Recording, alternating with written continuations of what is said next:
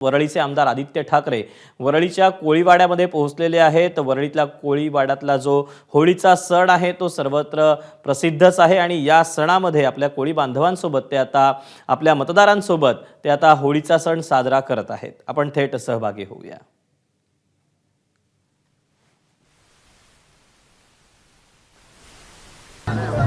वरळी कोळीवाड्यामध्ये होळीचा मोठा उत्साह पाहायला मिळतो आणि कोळी बांधवांसाठी होळीच्या सणाचं अनन्य असं साधारण महत्त्व असतं आणि वेगवेगळ्या पद्धतीनं खरं तर या होळीच्या परंपरा आपल्याला पाहायला मिळतात। तशीच ही मुंबईतली वरळीतली कोळीवाड्यातली ही एक अनोखी परंपरा आहे। आदित्य ठाकरे पोहोचलेले आहेत तर तिकडे भिवंडीमध्ये सध्या मुख्यमंत्री देवेंद्र फडणवीस हे बॅटिंग करतात आणि त्यांच्या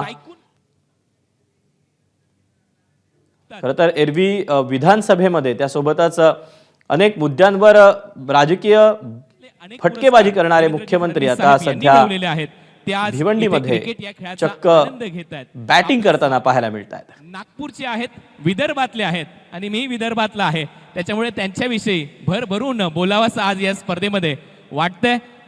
क्रिकेट या खेळाचा मनमुराद आनंद ते सध्या लुटतायत। माजी केंद्रीय राज्यमंत्री चषक याचं आयोजन करण्यात आलेलं आहे आणि या ठिकाणीच भेट देण्यासाठी आता मुख्यमंत्री पोहोचलेले आहेत। तर्फे त्यांना सर्वोत्कृष्ट संसदपटूचा वार्षिक पुरस्कार मिळालाय। नाशिक येथे पूर्णवाद परिवारातर्फे राजयोगी नेता म्हणून त्यांना पुरस्कार मिळालाय। मुक्तछंद संस्थेतर्फे प्रमोद महाजन यांच्या स्मरणार्थ पहिले सर्वोत्कृष्ट संसदपटू म्हणून देखील पुरस्कार त्यांना मिळालाय।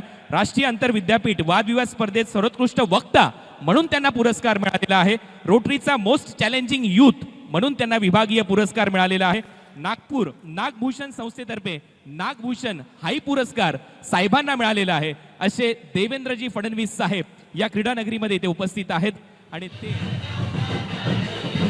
दोन दृश्य वरळीमध्ये आदित्य ठाकरे पोहोचलेले आहेत आपल्या मतदारसंघामध्ये तर तिकडे भिवंडीमध्ये देवेंद्र फडणवीस यांची बॅटिंग पाहायला मिळते।